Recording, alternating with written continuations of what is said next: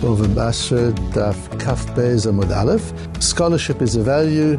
Kivin Derabonon Ninu. These Dafim of Gemara, Kaf Aleph, Kaf Beis, are dealing with free markets and competition, and what the halachot are that guide those principles of free markets and free competition, and what the limitations are of them. In so doing, we come to a situation where scholars of Torah, where Talmidei Chachomim, are treated a little differently.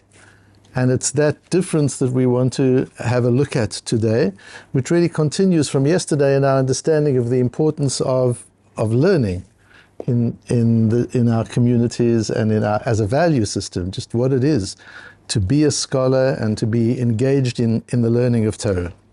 So the Gemara says, Omar Mar, Ezra tikein lehen l'Yisrael shiyu rochlin machzirin ba'ayarot.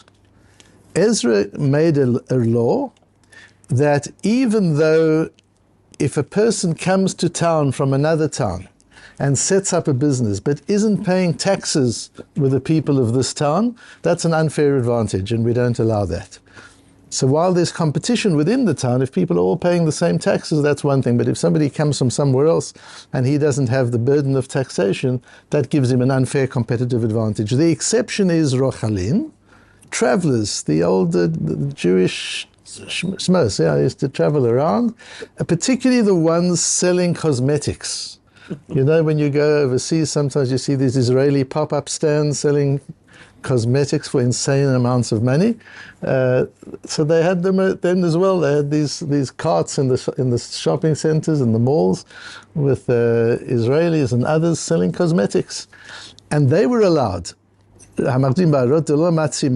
such a case, you can't stop them. They can come. Why? Because that goes back to a takanat Ezra.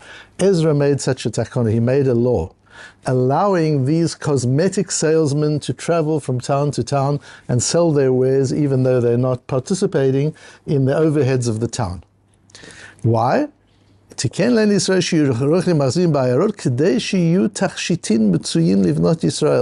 So that the Jewish girls will be able to get cosmetics. It's important. It's just so interesting. I started off this piece of Gemara thinking we would go into that because I just find it so interesting that Ezra, really at the time of Ezra, saw it as important enough to change the laws of competition to allow special dispensation to the cosmetic salesmen so that Jewish women can get cosmetics easily. And the Gemara in Bava Batra, which has on Daf Pei Beis, has the same takana as mentioned, and there it adds, Kedei shelo yitganu al ba'aleihem, so that they'll be attractive to their husbands, that they won't become unattractive to their husbands. Cosmetics are very important, not only for a woman, cosmetics are very important for a man. That's what it is. Shelo yitganu al ba'aleihem. This isn't just a takana to make the women happy. This is a takana to make the family happy. This is a takana to make the couple happy. This is a takana to help women preserve their femininity despite the hardships of different times that the Jewish people have been through, and women having to work really hard to be able to preserve their femininity, because that masculine and feminine energy between a couple is what keeps the dynamic of a home going. It's what keeps the dynamic of a society going. You want feminine women and you want masculine men. And when a masculine man and a feminine woman get together, there's an unbelievable electricity. And Chazal want to encourage that and to see that she's able to keep herself attractive. V'hani mili la'adure. And this is only these little pop-up stores in the shopping malls. Aval ligvui lo, but they can't take a store in the mall. That they can't take a permanent place. However, itzu b'merabonan, if this person selling cosmetics is a Talmid Chochem, afilu ligvui nami, he can take a store. He has that advantage we give him, that he doesn't only have to use a pop-up stand, he can actually take a store. Rava allowed Rabbi Yoshaya and Rabbi Ovadia. These great Amoraim, Rabbi Yoshaya and Rabbi Ovadia, were cosmetic salesmen. And he allowed them ligvui delo kehilchasa, to take a store in the town, even though that's not the normal halacha. Says Rashi, what does delo kehilchasa means? Ela lifnim mishuras hadin. That's going beyond the law. The law of competition requires that they cannot take a store, but Rava allowed them to. My timer, what's the reason? Kivin Derabonon Ninu, since they are Talmidei Chachomim, atu l'tardu migir sayu. We don't want them wasting time. So the time it would take them to go traveling around, rather let them have a store where they can sit, and when there are no people there, what do you think they're going to be doing? They're not going to be standing smoking cigarettes, they're going to be learning. And if you force them to travel around the town, you're actually depriving them of time to learn Torah. And that we don't want to do. And the Gemara goes on further with Rav Dimi min Ha'ador, Aiti Gerogros Besefino. Rav Dimi min Ha'ador imported a load of figs by ship. Amale Resh Gelusa, the Rova, Resh Gelusa said to the Rova, Pok Chazi Yitzubim Rabbanenhu. Check if this man is a Talmid Chochem, this Rav Dimi min Ha'ador. Because if he is, Nakit Le Shuko, then I will instruct the market to withhold selling figs until he's sold his first. Once again, giving an advantage to the Talmidei Chachomim. So the big question here is a question that the Beis Yosef touches on, but it's articulated very clearly by Rabbi Yosef Engel, who I've quoted before. Rabbi Yosef Engel was a 19th century Rov of Krakow. He wrote a fortunes for him, but we've got very little left. One of them is Gilione Ashas, little notes on the side of the Gemara. And Rabbi Yosef Engel puts it very clearly where he says, Eichev shal chayev davar shelo mitzad hadin. If this is lifnei mishuras hadin, as Rashi says, if this is going beyond the law, how can you impose this on people to the point where they're losing money? The other traders in the town are at a disadvantage because you're allowing these Talmidei Chachomim to come in and take a store. And although they're not part of the overheads of the city, they're selling their goods. How can you deprive people of their rights of the free market because of a lifnei mishuras hadin, because you want the person to learn a little bit of extra Gemara? How can you do that? That's the big question. And Rabbi Yosef Engel references a Tu Ashur. Tu Ashur is an important parish on Yerodea, on Siman Yud Zayin, Sifkot and Yud Bey, is where the Tu Ashur, it's a beautiful Tu Ashur, goes in the direction here of there are times when you impose a Midas Chasidus on the community. Midas Chasidus means Lifnei Mishuras Hadin, as that Mesilas Yesharim defines it, going beyond the letter of the law. And it's not just Midas Chasidus doesn't only mean, says the Tu Ashur, that it's only for Hasidim, it's only for people who are incredibly pious. Sometimes the Chachamim will say everybody has to keep this Midas Chasidus. It's a requirement in the whole town. So that's the direction he goes in. But I think if we learn the Rambam carefully, we will understand that the issue here is not about imposing a higher standard of piety on the whole community. The issue here is about how to treat Talmidei Chachomim. It's a specific case of Talmidei Chachomim, and we'll understand it. To do so, this ties in very neatly with the podcast, the what's it called? The Stock Tank podcast that was published yesterday. It's a very interesting podcast altogether by a young Talmid Chacham, a young Ben Torah, who interviews interesting people both from the business world and B'nai Torah, and he's doing a series with me. The last one was interesting because it was just about my life, so I don't often get a chance to talk about it, so if you're interested, that's one to look at. The one that was published yesterday, he started asking me for coaching as a young man who's about to, after 11 years in Yeshiva and Kollel, is about to go into the business world. And he's troubled by the things that young men in that situation are troubled by, and he talks about it very openly, and I help him with it. And it links so beautifully into this, into what we're talking about now, and some of this I actually quote in that podcast, so it's worth listening to and sending to anybody who's struggling with those issues. And the issue here is in Pirkei Avos, it's very clear that Kol hanehene midivrei Torah notel chayav min haolam. Anybody who gets financial benefit from learning Torah is taking his life out of the world. It's incredibly destructive. And the Rambam paskins that in Hilchos Talmud Torah. Now, it's very clear, the Gedolim have decided, particularly since the Second World War, that we don't paskin like this Rambam broadly. This is not a law that we apply broadly. Nevertheless, it is, as I explained in the podcast, it's a value. It's guidelines for those people who are operating this way. We don't just say to everybody, the Rambam holds you can't take money for learning Torah.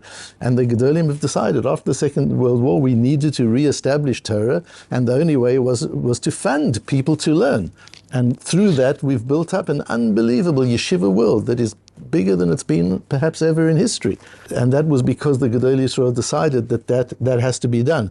Now, this links into the whole debate about conscription and the part that Talmidei Chachamim, B'nai Torah play in the country. All of this links in. Is this a time for the Gedolei Yisrael to reevaluate who is a Talmid Chacham? Who does this apply to? There are clearly people who need to be learning 24/7 all their lives, because there's nothing greater they could be doing for the community than doing just that. And they need to be teaching and writing Torah. We need people who are 100% in Torah. And of course we need people who are doing other things and people who are bridging and doing both of them. But talking here about the guideline, it says, the Rambam says, Kol hamisim al libo shiasok b'Torah v'lo yaseh melacha v'yitparnes min hatzedakah. Anybody who thinks they'll learn Torah at the expense of the community, harei ze chilel et Hashem. This is chilul Hashem. And chilul Hashem means you should rather die than do that. V'vizah et Torah, and you've disgraced the Torah. And I explain in the podcast that when Torah becomes money-centered, it becomes corrupt. When business is money-centered, it isn't corrupt. You've got corrupt businessmen, but it's not necessarily so. Business is not by nature corrupt. On the contrary, business is a noble calling of serving society. And it can be done very honestly and with a lot of integrity. But when Torah becomes a business, when Torah is about money and power and politics, corruption is inevitable. And the Rambam talks about how destructive that is. You can't take olam hazeh dika material benefit from learning Torah. And so the Rambam goes talking very fiercely against taking financial benefit from the study of Torah. In Halacha Yud Aleph he says also, one of the things that was motivating this young man, the interviewer, founder of this podcast, is that leaving Torah is seen when you finished yeshiva and you start earning a living like you're taking a step down. And I learned this Rambam with him. When your yeshiva career is over and you start earning a living, the Rambam says it's a ma'ala gedolah, it's a very great level to be able to do both and work with both. Midat chasidim arishonim hi. And it's a midah of the early chasidim. So that's the one piece. At the same time, we've got our Gemara that says if he's a Talmid Chochem, you give him this advantage, and he doesn't pay these things, and he can compete in ways where others can't. Isn't he getting physical, financial advantage from learning Torah?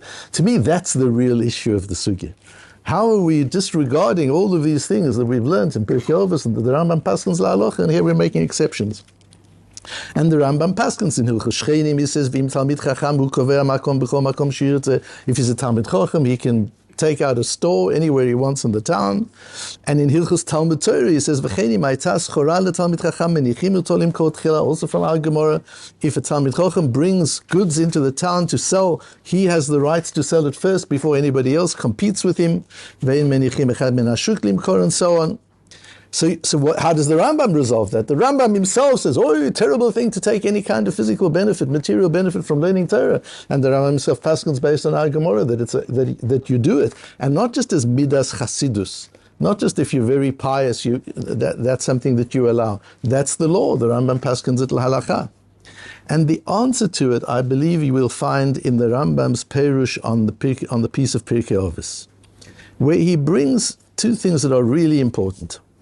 On this, that a Talmid Chochem gets certain advantages in business. Elu chukim shekava Hashem lahem kamo shekava hamatanot lekohen v'hamaasrot lelevi. These financial advantages mentioned, firstly, we've got in our Gemara, these financial advantages that we're given, these were decided by the Torah like Meiser and Truma to the Kohanim and the Leviim. That's what this is about. This is not about taking benefit from Torah. Now, what's the idea of Trumas and Meises to Kohanim and Leviim? That's because they don't have land. They can't work. So society helps them. The Talmid Chochem, we're talking about somebody who's decided not to work, that he's decided to, or it's not to work full time, to work only a few hours a day or a few hours a week. So he's putting himself at an enormous competitive disadvantage. We have a responsibility to help him in other ways to make his business more efficient. We don't give him money, we're not giving him tzedakah. But to help him make his business more efficient compensates him for sacrificing the business. Lefi ma sheba min HaKabbalah.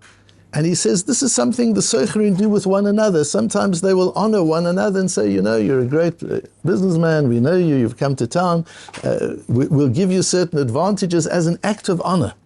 So Trumas and Meises is the way we honor the Kohen and the Levi. Giving a Talmid Chochem some benefits of competitive benefits in business is a way of honoring the Talmid Chacham.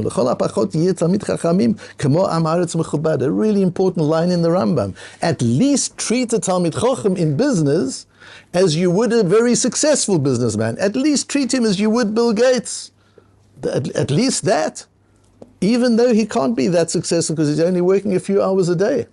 And then he goes on to the next piece also, even if the Talmid Chacham is very wealthy, you've got to give him these advantages, because it's not about what his needs, it's about the way you value a Talmid Chacham. It's a way of showing kavod, it's a way of showing respect.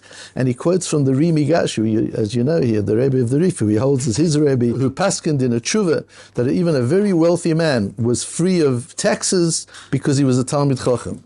Even though the poorest Jews were paying the tax, this billionaire, the Ri Migash said, shouldn't pay the taxes because society should give him that, like Trumas and Maasros. That's it. Even if a Kohen's very wealthy, you still give him Trumas and Maasros. So that's the understanding. This is an expression of kavod. It's an expression of honor for the way we value Talmidei Chachamim. V'zeh din Torah, and this is from the Torah. The Torah says that in this case you've got to go lifnei mishurat hadin. So it's not that you're going further than the law. This is the law. What's lifnei mishurat hadin is it wouldn't be the law if he wasn't a Talmid Chacham. That's what lifnei mishurat hadin means. You've got to go for the Talmid Chacham beyond where you would go for an ordinary person, because that's the way to respect. Mashe patrato ara kohanim mimachzit hashekel, the same as the kohanim didn't pay machzis hashekel.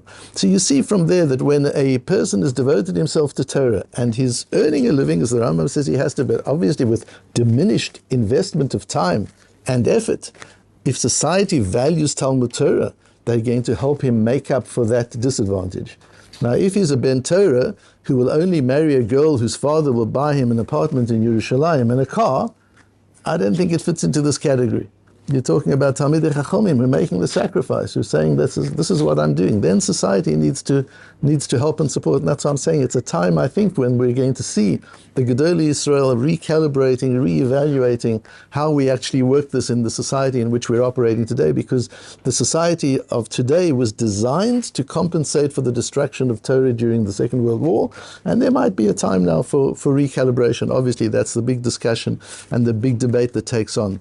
But for us to understand, meanwhile, how the Torah and how Jewish society values scholarship, values the Talmid Chacham, values the person who decides to invest less in his business and more in Torah, how important that person is for us as a society, and how, although we won't give that person handouts because that's not what he wants, we'll do whatever we can to give him advantages in his business so that he can make up for the inefficiencies that result from the time that he devotes to his learning and teaching of Torah.